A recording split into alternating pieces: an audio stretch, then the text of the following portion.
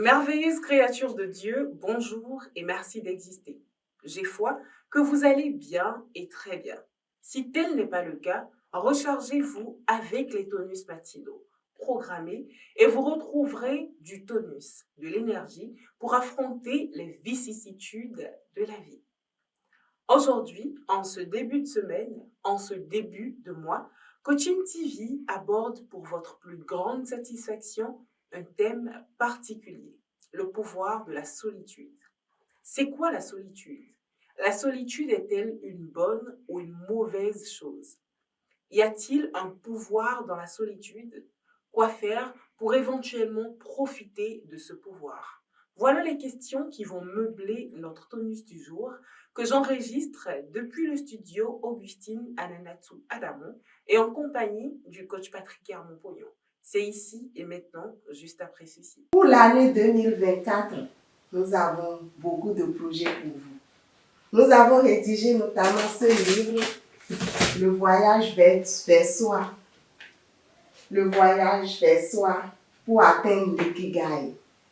C'est un document que le cabinet a rédigé pour votre plaisir avec le coach Pognon et l'appui de l'ordre des coachs en développement intégral.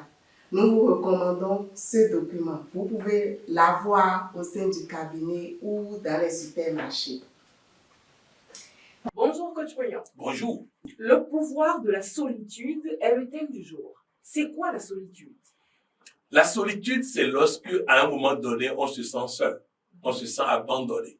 On n'a plus les béquilles que nous utilisons jusqu'à présent. Je vous donne un exemple très simple, pratiquement pour toute ma vie. J'ai toujours tendance à raconter toute ma vie à un collaborateur proche. C'est-à-dire, tout ce qui se passe dans ma vie, je me confie à un collaborateur proche. Donc, c'est ça qui était une béquille dans ma vie. Mais il arrive des moments où vous êtes déçu soit par les béquilles, ou bien les béquilles vous abandonnent, vous vous retrouvez seul, vous constatez que vous parlez de vous, mais les autres ne parlent jamais d'eux. Donc, à un moment donné, vous vous sentez triste d'être seul.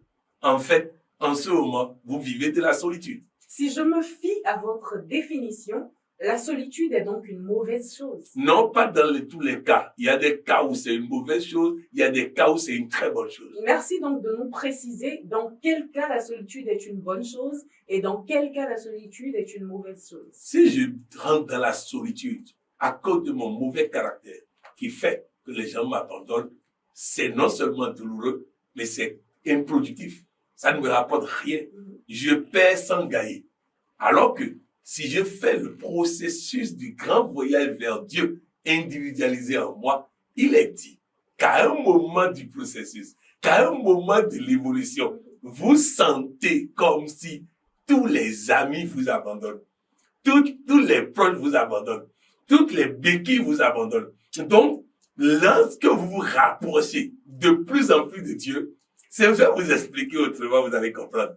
Un jour au Nigeria, une dame, soi-disant envoûtée, qui circule tout le temps avec des abeilles derrière la tête.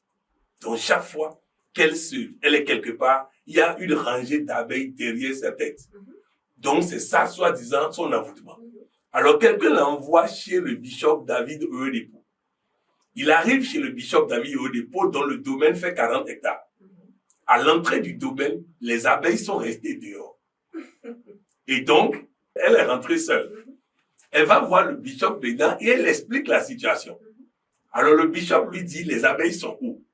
Elle dit, les abeilles sont dehors. Alors, le bishop l'accompagne au portail.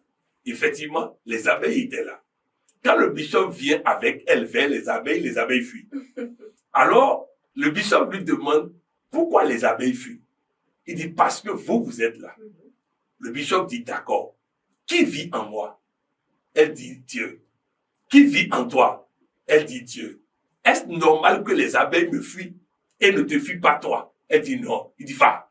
La dame est partie seule, les abeilles fuyaient. En fait, je vais vous dire, la solitude, lorsque vous vous rapprochez de Dieu, est due au fait que certains de vos amis ne peuvent pas s'approcher de Dieu à cause de leur mauvais caractère, à cause de leur méchanceté.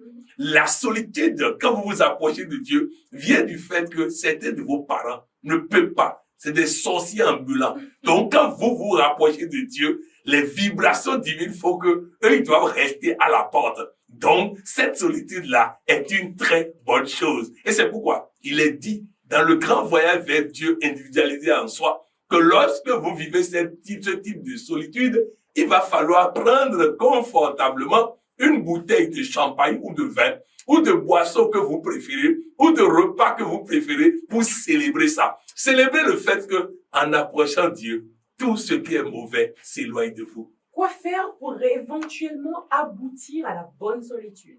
Il faut faire le grand voyage vers Dieu individualisé en soi. La première chose, Dieu ne sera jamais le compagnon de quelqu'un qui prétend connaître tout, de quelqu'un qui est orgueilleux, égoïste. Je vous ai dit que l'ego est l'ennemi de Dieu. Quand il grandit quelque part, Dieu part. Donc, vous ne pouvez pas connaître cette solitude merveilleuse si vous êtes toujours dans votre ego, dans votre, comment on appelle, on ne me dit pas ça, on ne me fait pas ça, on ne me ceci pas ça, on ne me ceci pas ça. Moi, c'est ceci qui est bon, c'est ceci qui est mauvais, tu n'en sais rien. Alors, si nous n'abandonnons pas la certitude, si nous n'abandonnons pas les paradigmes qui sont une maladie mortelle, nous ne pourrons pas connaître ce type de solitude. Mais au-delà de ça, lorsque j'ai abandonné maintenant le je connais tout, lorsque j'ai abandonné mon arrogance, lorsque j'ai abandonné mon ego, oh non, lorsque j'ai abandonné mon mauvais caractère, j'enclenche maintenant le grand voyage vers Dieu individualisé en soi. Et au fur et à mesure que je m'approche de Dieu, que je m'approche de l'état de grâce, que je m'approche de l'état de veille, que je m'approche de vérité et liberté, progressivement, tout ce qui n'est pas de Dieu, dans mes amis, dans mes parents, dans mes fréquentations, dans mes ceci, vont commencer par m'abandonner. Et oui, et je me sentirai seul, mais en réalité, je ne perds pas, puisque je perds les mauvais pour gagner les bons. Même si cette solitude est bonne, elle rend certainement triste. Quoi faire face à cela? Il faut célébrer ça.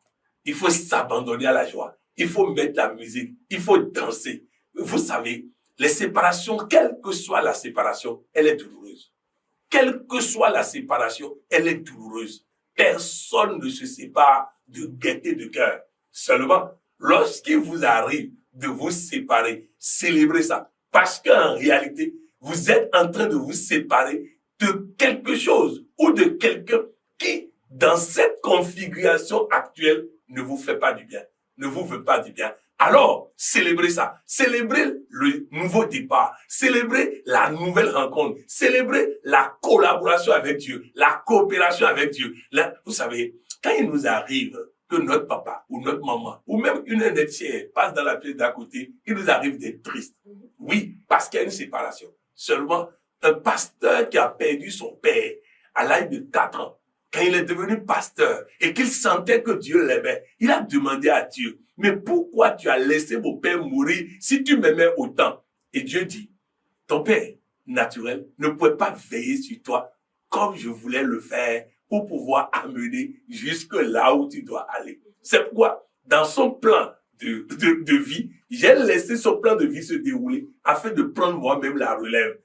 Est-ce que tu as manqué d'argent? Non. Est-ce que tu as manqué d'accompagnement? Non. Est-ce que tu as manqué de financement pour tes études? Non. Est-ce que rien t'a jamais manqué? Non. Alors, retenez une chose. Quand vous perdez, vous vous rapprochez de Dieu que vous gagnez, mais vous gagnez aussi ceux de Dieu. Pour l'année 2024, en vue de vous aider à atteindre votre ikigai, votre bien-être dans le japonais, nous avons rédigé ce document aussi. C'est le Planner, Life Planner. À l'intérieur de ce document, nous vous apprenons comment vous allez vous organiser dans les différents compartiments de votre vie, dans les différents domaines de votre vie, sur le plan familial, sur le plan financier, sur le plan entrepreneurial, dans la gestion des enfants, dans la gestion de votre temps, dans la gestion du stress. Bref, dans ce document, vous aurez tout. Ce document est disponible dans notre cabinet. Nous sommes situés à Ibatin, en face du prêt-à-porter Elie Chanal. Notre contact, c'est le 61 30 62 94. Soyez richement bénis.